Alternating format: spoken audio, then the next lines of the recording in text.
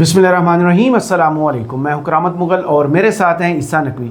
नकवी साहब, governor KP Faisal करीम कुंडी साहब ने आप ही के शो में ये दावा किया कि 21 जुलाई को सेनेट इलेक्शन में वो 5 सीटें जीत जाएंगे और पहले स्टेप में ये होगा, दूसरे स्टेप में वो गंडापुर साहब की हुकूमत को भी गिरा देंगे। ये दावा किस बुनियाद पर किया गया है और केपी से इतलात क्या वाकई ऐसी आ रही हैं? देखें, खैबर पख्तूनख्वा से जो इतलात आ रही है ना, उनमें तूफ़ान छुपा हुआ नज़र आता है। अच्छा। सबसे बड़ा सियासी फनकार सिम बदल चुका है। आपको पता नहीं कि जिन लोगों के बहुत सारे लोगों से राब्ते होते हैं, यानी कि नैन मटक्का चल रहा होता है, उनके पास फिर सिमें भी उसी एतबार से होती हैं। सही। वो एक सिम निकालते हैं जब किसी से राब्ता मुनक़ता करना हो, और जब किसी से राब्ता बहाल करना हो तो सिम डाल लेते हैं, या फिर उन्होंने मुख्तलिफ मोबाइल फ़ोन्स रखे हुए होते हैं, तो एक मोबाइल फ़ोन को पावर ऑफ कर देते हैं, दूसरे को पावर ऑन कर देते हैं। तो एक बहुत बड़ा सियासी फ़नकार है, उसने सिम बदल ली है या फ़ोन बदल लिया है। तो जाहिर है कि जब वो स्टेप आप होता हुआ देखते हैं और फिर आपको ये पता चलता है कि अली अमीन गंडापुर ने हैरान कुन तौर पे दावा तो ये किया था, आपको पता है कि एक बड़ी प्रेस कॉन्फ्रेंस धुआंधार की थी जी, और कहा था कि मेरी हुकूमत गिराओ, मैं सियासत छोड़ दूंगा जी। इस्टेब्लिशमेंट पूरा जोर लगाओ, इदारों को, हुकूमत को, नून लीग को, JUI को, पीपल्स पार्टी को, ANP को, सबको ये चैलेंज उन्होंने किया था। लेकिन आपको पता है कि चैलेंज करने के बाद गंडापुर साहब अचानक से, आपको अगर पता चले कि उन्होंने फर्दन तवील मुलाकातें शुरू कर दी हैं उन MPA से जिन्हें उन्होंने गुज़श्ता 1.25 साल में घास भी नहीं डाला जी। एक बंदे से 1 घंटा, 1.5 घंटा, 2 घंटा तवील मुलाकात हो, आप उससे कुरेदें, पूछें तुम्हारे इलाके में क्या मसला है, तुम्हारे हलके में कौन सी तरक्याती स्कीमें रुकी हुई हैं, कहाँ फ़ंड्स की कमी का सामना है, फ़ंड्स कितने दरकार हैं, स्कीमें कौन सी हैं, किसी का कोई पोस्टिंग ट्रांसफ़र रुका हुआ है, कोई नौकरियों का मसला है, वजारत नहीं मिल सकती तो आपको पार्लिमानी ओहदा दे दिया जाता है। और 27 लोगों को, जिसमें मेजॉरिटी जी आज़ाद लोगों की है। सही। यानी खैबर पख्तूनख्वा असम्बली में जो सुप्रीम कोर्ट का अब फैसला है, उसने ऑर्ड्स तब्दील की। मैं आपके सामने दोनों चीज़ें रख दूंगा, गवर्नर खैबर पख्तूनख्वा का दावा भी रख दूंगा, वो जो दावा कर रहे हैं वो दावा क्या वाकई हो सकता है, दूसरा जो सियासी फनकार है जिसने अपनी सिम बदली है उसका क्या रोल हो सकता है, और वो सियासी फनकार, उसके ऊपर जाहिर है कि ट्रैक रिकॉर्ड देखें तो आपको पता चल जाता है कि हम तो बार बार कहते हैं मौलाना फजलुर रहमान जो है उनका क्या तरीक़ाकार। और पाकिस्तान में अगर आप सियासत की ग्राउंड रियलिटीज़ देखें ना, तो वहाँ पर असूल शसूल तो है ही नहीं कोई। सही। आइडियल मॉडल वो है जो मौलाना फजलुर रहमान फॉलो करते हैं, जेड़ा जिते हो देना। हाँ भाई, यहूदी एजेंट, और यहूदी एजेंट जो है वो कहना सियासी बयान था या सियासत का उन्वान था। बिल्कुल। और ये है वो ग्राउंड रियलिटीज़ जिनको आप फॉलो करें तो आपकी वाह है, आपको चीज़ें मिलती रहती हैं। मौलाना फजलुर रहमान के ऊपर सख्त तरीन ज़बान इस्तेमाल करने के बावजूद, इस्टेब्लिशमेंट को ललकारने के प्रेस कॉन्फ्रेंसेस और गुफ्तगू के बावजूद, हुकूमत के हवाले से इतनी कड़ी तनकीद कि वो सो मच सो कि वो ये कह दें कि जो 2 असम्बलियाँ हैं वो बिकी हैं, जरदारी साहब ने ख़रीदी हैं, ऐवान सदर की बोली लगी है, ख़रीदा गया है, इलेक्शन ख़रीदा है, फ़लाँ ने ख़रीदा है, वो जीता है, वो नहीं जीता, इलेक्शन ऐसा हुआ, ये सब कुछ वही कड़ी वो तनकीद, यानी क्यों हलाल है मौलाना फजलुर रहमान के लिए जो हराम है PTI के लिए। यानी PTI का कोई बंदा वो तनकीद कर दे, उसके ऊपर तो केस हो जाता है। पतन कोलेशन ऑफ 38 वही बात जो मौलाना फजलुर रहमान कह रहे हैं उसको वैलिडेट कर दे अपनी किसी रिपोर्ट से या कह दे अपनी किसी प्रेस रिलीज़ में, तो उनका तो दफ्तर सील हो जाता है। मौलाना फजलुर रहमान शोबाजी अपने शो में बात करें तो आप फिर हो जाते, तो उसके लिए मोबाइल फ़ोन्स चाहिए होते हैं ना, सिमें चाहिए होती हैं, तो मौलाना कॉल है फ्रेंड और वो सारा मामला। अच्छा, उसके ऊपर आते हैं। लेकिन गंडापुर साहब ने अचानक से जो काम करना शुरू किया है ना, उससे आपको याद है कि ये जब मखसूस नशिस्तों का फैसला आया उसके बाद ऑर्ड्स तब्दील हुए, अपोजिशन को ऐसी नशिस्तें मिल गई, यानी कि मुताला पाकिस्तान में लिखा जाएगा कि जो प्रोपोर्शनल रिप्रेजेंटेशन है उसके एतबार से 2 सीटें वाली जमात को 2 सीटें मज़ीद दे दी गई। और इतनी जिसने हुकूमत बनाई हुई थी उसको कोई मखसूस नशिस्त नहीं मिली। मतलब ये भी तो एक हैरान को दिलचस्प बात है। जिनको इतने वोट मिले हैं उनकी प्रोपोर्शनल नुमाइंदगी नहीं है। हाँ, लेकिन वो तो फिर यही है ना कि छोड़ लिटरेचर को, अपनी हिस्ट्री को भूल जा, शेख व मस्जिद से ताल्लुक तर्क करे, स्कूल जा, 4 दिन की ज़िंदगी है, कोफ्त से क्या फ़ायदा, खा डबर रोटी कलर की कर खुशी से फूल जा। तो वो जो खैबर पख्तूनख्वा में हो रहा है ना, अली अमीन गंडापुर ने फिर ये ख़बर आई कि हुकूमत के पास अब ये ऑप्शन आ गया है, अब 94 उनके लोग हैं जी पीटीआई के, यानी कि जो पीटीआई के नाम पे, इमरान खान के नाम पे इलेक्शन जीत के खैबर पख्तूनख्वा असम्बली पहुँचे। बिल्कुल। बजट इजलास हुआ, उसमें से 9 गायब थे जी, 85 लोग अवेलेबल थे। अब 9 के बारे में ये भी गुमान किया जा सकता है कि भाई फ़लाँ शख्स जो है वो मुल्क से बाहर है, फ़लाँ शख्स की तबीयत ख़राब है, एक आदि की होगी भी, कोई ऐसा वो नहीं है, लेकिन 9 बंदे मिसिंग तो थे ना। बजट जैसा अहम इजलास, उसमें तो आपने आना ही आना है ना जी। आपकी पार्टी ने आपको कहा है, आपके लिए सबसे बड़ा फरीज़ा है कि आपने जाके, आप किस चीज़ की तनख्वाह लेते हैं, किस चीज़ के आप MNA या MPA बने, इसी चीज़ के ना कि आप जाके अपनी पार्टी पॉलिसी के मुताबिक वो चीज़ें करेंगे। लेकिन आप 9 बंदे वो मिसिंग हो जाते हैं। अब वो मिसिंग के बाद जब आप देखते हैं कुछ तो नोन लोग हैं ना, यानी 2 वो हैं जिन्होंने मशाल यूसुफजई का सेनेट के इलेक्शन के फॉर्म पे दस्तखत कर दिए जी कि भाई ये कैंडिडेट हैं, और मशाल यूसुफजई का पता चला कि जनाब वो फ़ोन कर रही हैं पार्टी के मुख्तलिफ अहदेदारों को, और उन्होंने कहा कि इमरान खान ने मुझे नॉमिनेट किया। अब इमरान खान ने क्या एग्जैक्ट इंस्ट्रक्शन दिया, हम खैर पिछली वीडियो में बड़ी तवील डिस्कशन कर चुके, जो कुछ कोर कमेटी के इजलास में हुआ। लेकिन गंडापुर साहब जो हैं, एक तो उनके लिए सबसे पहला बड़ा टेस्ट केस है। आपको याद होगा कि परवेज़ खटक जी, परवेज़ खटक जब वज़ीर आला थे और सेनेट का इलेक्शन हुआ था, तो वज़ीर आला के लिए सबसे बड़ा इम्तिहान ये होता है कि हमारी पार्टी के जितने MPAs हैं उस तनासुब के एतबार से कम से कम हमारी जितनी नशिस्तें बनती हैं उतनी सिक्योर रहें, तो पता चलता है कि बंदा कितना मजबूत और कितना कायम है, उसके हाथ में क्या है। तो उन्होंने डिलीवर किया था उस वक्त, और जब डिलीवर नहीं हुआ था फिर कुछ लोगों को निकाला भी गया था पार्टी से, 35 लोग थे, और वो क्या मामला हुआ था आपके इल्म में। तो गंडापुर साहब का इम्तिहान ये है कि इस वक्त उन्होंने इमरान खान के सामने ये तो नहीं टर्न आउट हो सकता ना कि भाई अगर आपके तनासुब के एतबार से आप सोचें, अगर मखसूस नशिस्तों वाला ये मामला ना होता तो शायद सिर्फ 1 सीट है जो अपोजिशन ले जा सकती। 21 तारीख को 11 नशिस्तों के ऊपर इलेक्शन है, और 31 या 30 तारीख को सानिया नश्तर वाली सीट के ऊपर। तो 12 टोटल नए सेनेटर्स का जो है वो इंतखाब होना है खैबर पख्तूनख्वा से, और उसमें गंडापुर साहब का इम्तिहान ये है कि एज़ द सिचुएशन स्टैंड्स उन्होंने उतनी सीटें लेनी। अब अगर आप फ़र्दन तवील मुलाकातें कर रहे हैं, वो 2 पॉसिबिलिटीज़ पे हो सकती है। एक, आपने सेनेट के इलेक्शन में डिलीवर करना है। दूसरा ये कि आपको ये खदशा है कि एक गैंगअप हो रहा है मेरी हुकूमत के ख़ात्मे के लिए या मेरे ख़ात्मे के लिए, तो कि मुझे जो है वो डी सीट किया जाए। और ये ख़बर आपको पता है कि आमिर इलियास राना साहब ने दी थी, उन्होंने कहा था कि हुकूमत ने यह तय कर लिया कि इनकी यानी वफाकी हुकूमत ने और जमातों ने तय कर लिया कि इनकी हुकूमत गिरानी है, और बहुत जल्द आप देखेंगे कि पीपल्स पार्टी का या नून लीग का या JUI का या ANP का जो है वो कोई वज़ीर आला आपको नज़र आएगा खैबर पख्तूनख्वा में। अब ये दावा तो बहुत बड़ा था, लेकिन जब ये सारा कुछ आया और उसके ऊपर तफसील छपी कि अब कौन से लोग वल्नरेबल हो गए, को 30-32 लोगों के नाम आए थे और उसमें बड़े बड़े नाम शामिल थे। अब जो आप देखते हैं कि गंडापुर ने इन मुलाकातों के फ़ौरन बाद, अभी वो मेरा ख्याल है 2 दिन पहले जब मैंने चेक किया तो शांगला तक वो तरतीब के एतबार से मुलाकातें कर चुके हैं, और 27 लोगों के नोटिफिकेशन। आप जब पार्लिमानी ओहदे आपको पहले ही दे देने चाहिए थे, अगर आपको ये लगता है कि लोग आपसे इस वजह से नाराज़ हो सकते हैं। तो आपने जब वजारतें दी थी तो आप वज़ीर बनाया, तो पार्लिमानी वज़ीर भी बनाए, पार्लिमानी सेक्रेटरी भी बनाए ना। आपको क्या इसमें प्रॉब्लम था? आपने नहीं किया पहले। आज चलें, आपके जहन में होगा कि हम उससे पहले थोड़ा सा गेम सेट करेंगे, लेकिन जब आप उन लोगों के नाम पढ़ते हैं उसमें मेजॉरिटी उन लोगों की है जिनको पार्लिमानी सेक्रेटरीज बनाया गया, जिनके नाम आज़ाद लोगों में है, यानी कि अगर वो वोट डालें तो वो वोट वो फ्लोर क्रॉसिंग तस्वुर नहीं होगी जी।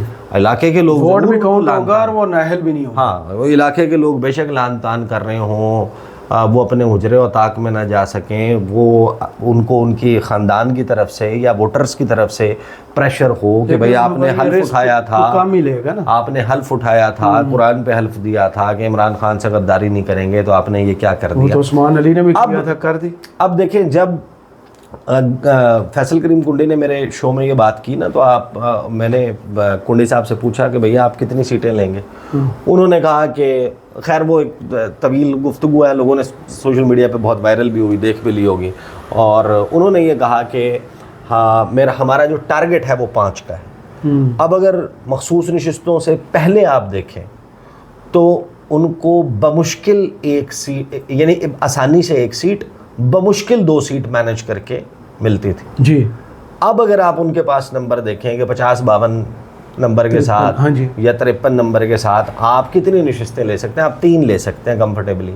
आप जोर लगा के चमक का इस्तेमाल करके, आपको पता है चमक बड़ा इस्तेमाल होती है, आपने यानी कुछ लोगों के बारे में नाम आ जाता है ना, आप कहते हैं यार ये मिर्ज़ा अफरीदी ये कैसे बन जाते हैं, या वो दिलावर कैसे बन जाते हैं, या वो गुलजार खान थे, या वो वकार अहमद खान वो कैसे बन जाते हैं, या आज़म सवाती कैसे बन जाते हैं, या तलहा महमूद कैसे बन जाते हैं। तो लोग चम गोइयाँ करते हैं कि इस्तेमाल होती है जनाब कोई चमक से जो है, जो हमने गिलानी साहब वाली सीट पे हाँ, वो चमक जो है वो बड़ा रोल प्ले करती है, क्रिटिकल रोल।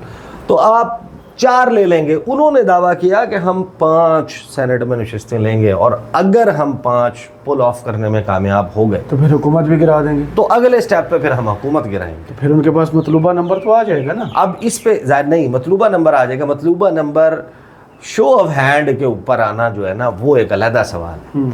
आपने जब तक सीक्रेट बैलेट है, जब तक आपको ये खुफिया रायशुमारी है, जब तक आपको याद होगा कि कुछ कैमरे वैमरे भी लगे थे पीटीआई दौर में और सेनेट में, और फिर मुस्तफ़ा नवाज खोखर ने बड़ा उसके ऊपर मामला भी हुआ था, बड़ा एहतजाज उसके ऊपर, और वो भी हुआ था कि भाई ये तो सारा ये खुफिया रायशुमारी, उसी टाइम पे वो गिलानी साहब के पैसों वाली वीडियो आई थी। हाँ, तो ये सारी जमातें कभी ना कभी कर चुकी हैं, लेकिन अब ये जाहिर है कि 5 नशिस्तें पैसा चला के, ओहदे की, वजारत की, कोई और लालच, फंड्स की लालच, तरक्याती स्कीमें, नौकरियां तो हम ये कर फलां वो आप करके आप यकीनन सीक्रेट बैलेट में तो आप पुल ऑफ कर सकते हैं। लेकिन शो ऑफ हैंड में ये बात जाहिर है कि ज़्यादा लोगों का गुमान यही है कि पीटीआई में ये खैबर पख्तूनख्वा में टेंडेंसी नहीं होगी कि वो एलानिया बगावत कर दें। वो अली अमीन गंडापुर से बगावत कर सकते हैं, वो इमरान खान से नहीं करेंगे कि वो घर रहना मुश्किल हो जाए, घर से बाहर निकलना मुश्किल हो जाए। आके गंडापुर की हुकूमत का अगर कोई गिरा सकता है खैबर पख्तूनख्वा में, तो वो अडयाला जेल में बैठा हुआ कैदी है। बिल्कुल ऐसे, वो कोई और नहीं गिरा सकता, वो हुकूमत नहीं गिरा सकती। लेकिन अब ऑड्स ऐसे बन रहे हैं, आप देखें ना कि मौलाना फजलुर रहमान उनसे जाकर मुलाकात करते हैं, राना सनाउल्लाह नून लीग का वफ्द मुलाकात करता है, और फिर पीपल्स पार्टी का वफ्द मुलाकात करता है। पीपल्स पार्टी ने मुलाकात की, और मौलाना फजलुर रहमान की सिम जो है वो अब पीटीआई के लिए बंद है, और इनके लिए उनका जो सिम है ना, सिम कार्ड वो एक्टिव है। सदर भी तो है ना, वो पीडीएम के सदर भी हैं, उनकी गुफ्तगू सुने, उनका तमाम तर इख्तलाफ जो है मौजूदा हुकूमत से है। वो ये कहते हैं on the face of it, वो ये कहते हैं कि इलेक्शन जाली है, असम्बलियाँ जाली हैं, ऐवान सदर जाली है, सदर जाली है, गवर्नर जाली हैं, तमाम की तमाम असम्बलियाँ जाली और उसी असम्बली में 26वीं तरमीम पे जाके वोट भी देते हैं। वो 26वीं तरमीम पे वोट भी देते हैं, उसका क्रेडिट भी लेते हैं, वो इलेक्शन कमीशन के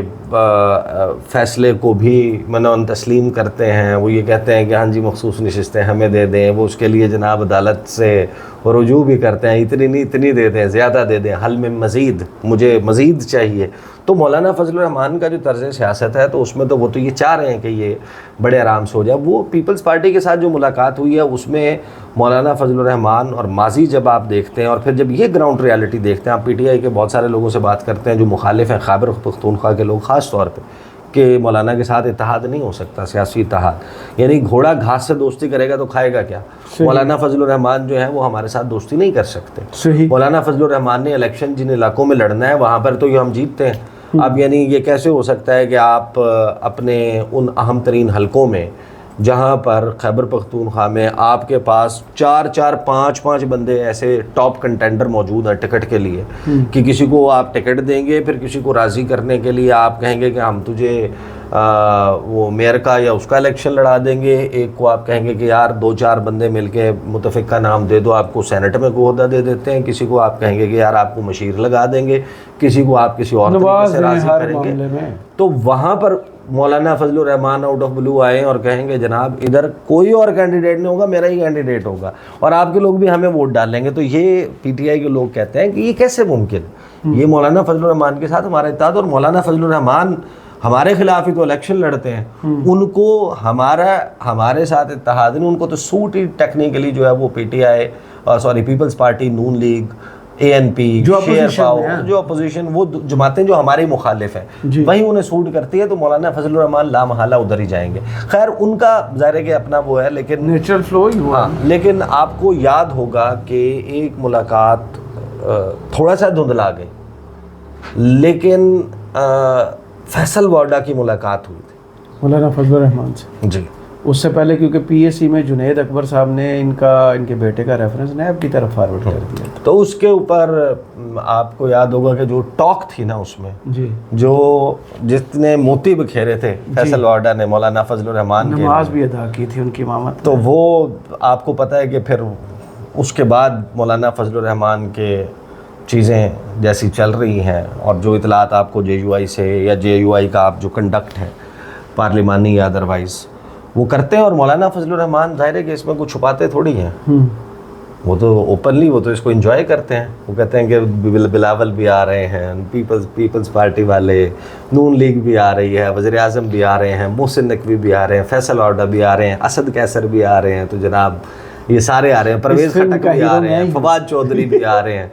तो मौलाना फजलुर रहमान तो अपने तर्ज़ सियासत से, लेकिन एक बात मैंने पीटीआई के बहुत सारे लोगों से पूछी, उनकी राय ये है कि इमरान खान ने तो बड़ी क्लैरिटी से बता दिया लीडरशिप को कि हमारे कौन कौन से सेनेटर्स हैं जिनको आपने मुंतखब करवाना है जी, और उस पे कंप्लायंस नहीं होती तो गंडापुर साहब की बुकत जो है वो इमरान खान साहब की नज़रों में या पार्टी के लिए कैसी होगी, तो वो आप अंदाज़ा कर सकते हैं। लेकिन इमरान खान जो है वो इस मामले पे मेरा ख्याल है कि तादीबी कार्रवाई करते हैं या नहीं करते, ये चीज़ बहुत सारे अवामिल से जुड़ी हुई है। गंडापुर साहब के लिए बड़ा चैलेंज है, वो उस एक्सटेंड पे नहीं जा सकेगा कि शो ऑफ हैंड से, यानी कि ओपनली लोग जो है इमरान खान के कहे बगैर गंडापुर की हुकूमत के ख़िलाफ़ जो फैसल करीम कुंडी ये दावा कर रहे हैं, तो that doesn't seem to be a possibility. But Khyber Pakhtunkhwa में अगर आपको अली अमीन गंडापुर वरीड नज़र आते हैं, वो करते हुए नज़र आते हैं जो उन्होंने वज़ीर आला बनने के बाद से अब तक नहीं किया, वो पार्लिमानी ओहदे देते हुए नज़र आते हैं, वो फंड्स अपने लोगों से करते हुए नज़र आते हैं, लोगों से फ़र्दन मुलाकातें करते हुए नज़र आते हैं, तो इसका मतलब ये है कि वो फायर फाइटिंग तो कर रहे हैं। और किसी भी वज़ीर आला के लिए ये बात बहुत ही, लेकिन एक चीज़ ज़रूर पीटीआई के रैंक्स में से अंदर से कही गई है कि देखें जो फर्स्ट प्रायोरिटी वाला मामला है ना, वो तो हमारा शायद ओके हो जाएगा, लेकिन फिर नीचे आपको पता है कि चलता है बहुत कुछ, और बहुत सारे कुछ लोग हैं जो लगाएंगे। और आपको पता है कि इस पे गंडापुर साहब ने एक तबसरा ये भी किया था कि आप हमारे लोगों को घेरेंगे, वो हम करेंगे, आपके घेरेंगे तो हम आपके भी घेरेंगे ना। तो बदकिस्मती से हमारा जो सेनेट है अबाने बाला है, वो फिर अपनी ये पार्लियामेंट अपनी तकरीम के बिल भी मंजूर करती है ना, क्या हमें कुछ ना कहो, चाहे हम फॉर्म 47 पार्लियामेंट भी बना, हाँ तौहीन पार्लियामेंट का आपको याद होगा कि बना था कि पार्लियामेंट की कोई तौहीन ना करे, पार्लियामेंटेरियंस की कोई तौहीन ना करे, यहाँ पे हमारे हवाले से। तो आप अपने इलेक्शन का बताएं ना, आपका इलेक्शन होता कैसे? आप अगर पैसे के ज़ोर पे जीत के आते हैं, आपकी बैटरी बहुत ज़्यादा चार्ज हो जाती है आप उस ज़ोर पे जीत के आते हैं, तो फिर आपके ऊपर तनकीद कैसे नहीं हो सकती। अलबत्ता वो इलेक्शन भी ऐसे ही है, जो 8 फरवरी का इलेक्शन था, उसके बाद अगर नतीजा आ गया, मेरे लिए बहुत हैरानी की बात नहीं होगी अगर सेनेट का दावा 5 सीटों का पूरा हो जाए। वैसे तो मुश्किल नज़र आता है, वो 3 ले सकते हैं, मैक्सिमम 4 ले सकते हैं, 5 वाली कहानी नहीं है। लेकिन ये तो मेरे लिए हैरानी की बात नहीं होगी, लेकिन ये बात बहुत हैरानी की होगी अगर अगला स्टेप वो कर जाएं जिसमें वो गंडापुर साहब की हुकूमत जो है उसको कोई शेक करने में कामयाब हो। सही, बहुत शुक्रिया ईसा नकवी आपके तजिया का। कमेंट्स बॉक्स में ज़रूर बताइएगा वीडियो आपको कैसी लगी। इजाज़त दीजिए, अल्लाह हाफिज़।